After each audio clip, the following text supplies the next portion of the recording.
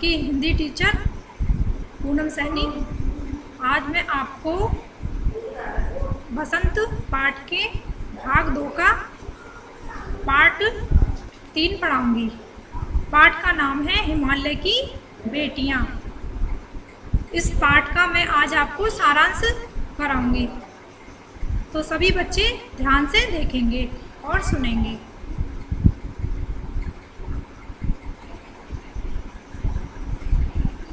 प्रस्तुत पाठ में लेखक ने हिमालय पर्वत एवं उसकी नदियों का मानवीकरण किया है। लेखक कहते हैं कि जब तक उन्होंने नदियों को उनके उद्गम स्थान अर्थात पहाड़ों पर नहीं देखा था, तब वे उनको अपनी किसी सुसंस्कृत महिला की तरह शांत व गंभीर लगती थीं। तथा जब वे उनके जल में स्नान करते तो उन्हें अपनी माँ, दादी या मामी की गोद जैसा सुख प्राप्त होता था। पर जब वे हिमालय पर्वत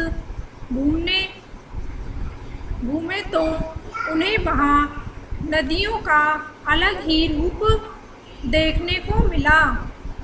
इन नदियों की धारा उन्हें बहुत पतली तथा वेग से बहती, उछलती कूदती दिखी। वे हैरान हो गए कि इन नदियों का उल्लास मैदान में जाकर कहाँ गायब हो गया। इन नदियों की चंचल लीलाओं को उन्होंने बाल लीला का नाम दिया है, जो ये पहाड़ों पर ही उन्होंने बर्फीली पहाड़ियों, घाटियों, पर्वतों के ऊपर का समतल भाग, इन नदियों का लाल स्थल बताया है तथा देवदार, चीड़, सरो, चिनार, सफ़ेदा, यूकेलिप्टस, सफ़ेदा को कहते हैं यूकेलिप्टस, और केल के वनों को वह स्थान बताया है जहाँ ये अपने उद्गम को याद करती होंगी।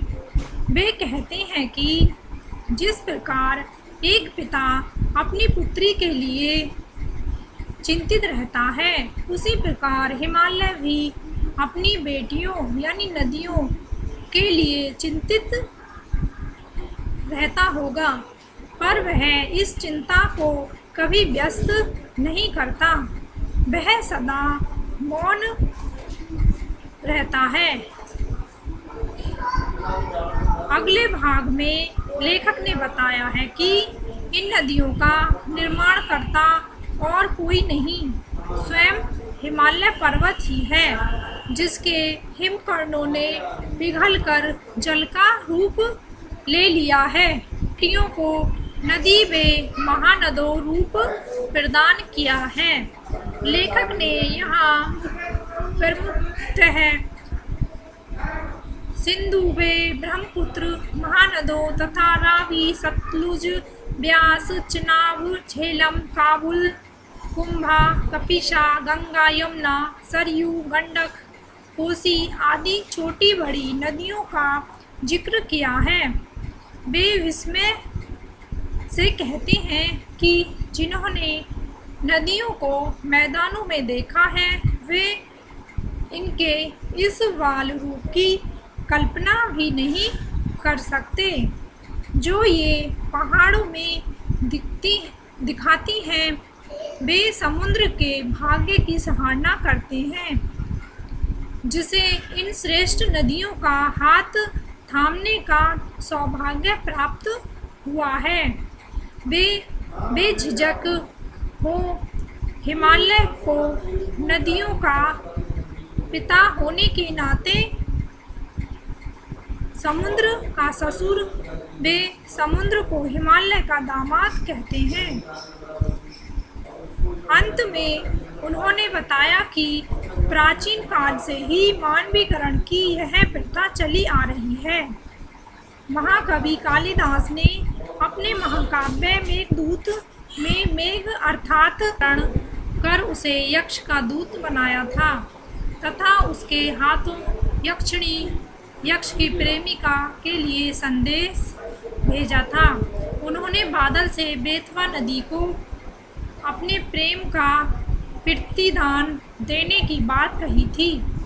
लेखक कहते हैं कि महाकवि कालिदास को भी ये नदियाँ सजीव मानवों के रूप में शायद ज़्यादा अच्छी लगती थीं। इसी कारण उन्होंने प्राचीन युग में ही इनका मानवीकरण किया होगा। वे कहते हैं कि कालिदास ही क्या बल्कि कोई भी यदि नदियों का पहाड़ों में बहता रूप देख ले तो वह भी उन्हें कभी निर्जीव नहीं कह पाएगा। अंत में उन्होंने काका कालेकर के मतानुसार नदियों को लोकमाता बताया है, किंतु साथ ही वे इन्हें बेटी, प्रेयसी तथा बहन का रूप भी देना चाहते हैं, जैसा कि अनेक अन्य कवियों ने भी दिया है। एक बार जब वे तिब्बत में थे और बीमार पड़ गए थे, तब सतलुज नदी के जल में पैर डालकर बैठने के कुछ देर के बाद वे अपनी बीमारी को भूल कर तंदुरुस्त महसूस करने लगे और प्रसन्न हो कर गाने लगे कि हे सतलुज बहन तुम्हारी जय हो, तुम्हारी लीला अद्भुत है। तुम्हारे शीतल जल के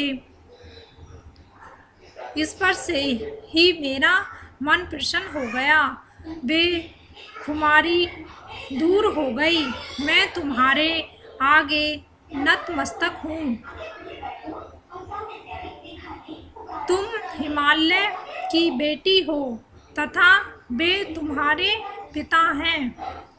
वह तुम्हारे लिए चिंतित हैं, पर वह सदैव शांत रहते हैं। वह प्राकृतिक रूपी नदी के द्वारा बनाए गए सुंदर चित्र पर एक अनोखी छाप है। हे सतलुज बहन, तुम्हारी जय हो। ये सारांश आपका यहाँ पर खत्म हुआ।